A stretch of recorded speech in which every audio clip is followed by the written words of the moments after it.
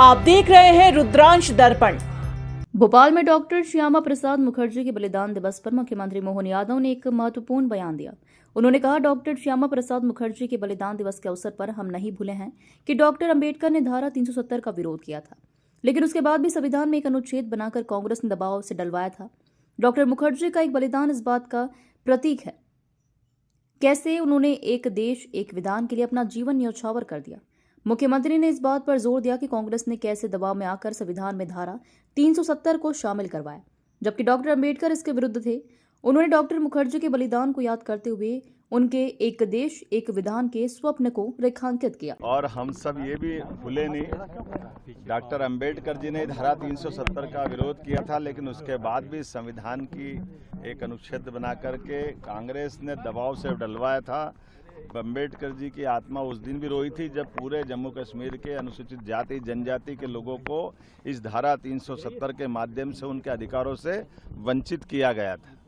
अंबेडकर जी के जीते जी उनको कोई निर्वाचन का किसी लोकसभा का चुनाव कांग्रेस ने जीतने नहीं दिया।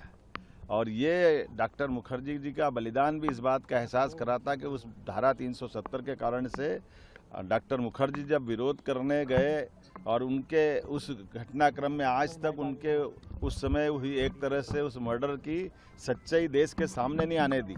तो ये तो कांग्रेस का इतिहास है।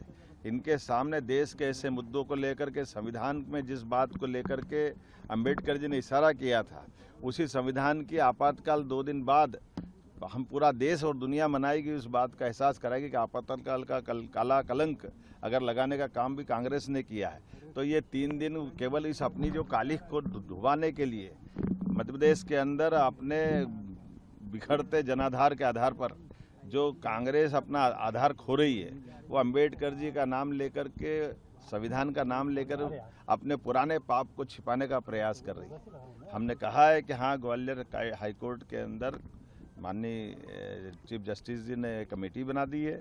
वो कमेटी जो निर्णय करेगी सरकार उनके साथ है। हमने पहले दिन से कहा, हमारी पार्टी ने कहा है, अंबेडकर जी के लिए तो हम जो कर सकते थे। आप कांग्रेस अगर यहाँ ग्वालियर की बात करती तो कांग्रेस बताए कि महू के अंदर वो जन्म स्थान था अंबेडकर जी का, और 55 साल कांग्रेस की सरकार रही, उनके जन्म स्थान पर इनने क्या करके बताया? उनके जन्म स्थान को नकारने का काम किया, उनकी दीक्षा भूमि को बारे में चिंता नहीं की। और तो और अंबेडकर जी का जब शरीर छूट गया तो शरीर छूटने के दिल्ली में छूटे हुए शरीर के बाद भी दाह संस्कार के लिए भी कांग्रेस ने तत्कालीन रूप से मना कर दिया। उनकी पत्नी ने विमान से पार्थिव शरीर को ले जाकर बम्बई में जब दाह कराया तो कांग्रेस के लोगों ने उस विमान का किराया भी, जहाँ जिसमें उनकी बॉडी गई थी, उसका पैसा भी अंबेडकर जी की पत्नी से लिया था। कांग्रेस माफ़ी मांगे इन पापों के आधार पर। कांग्रेस कहाँ जाएगी? कांग्रेस ने तो सदैव अंबेडकर जी का अपमान किया, और सारे हमारे पूरे प्रदेशवासी और देशवासी सभी वर्ग के लोग जानते हैं कि कांग्रेस का नकली आडंबर ये चढ़ने वाला नहीं, चलने वाला नहीं।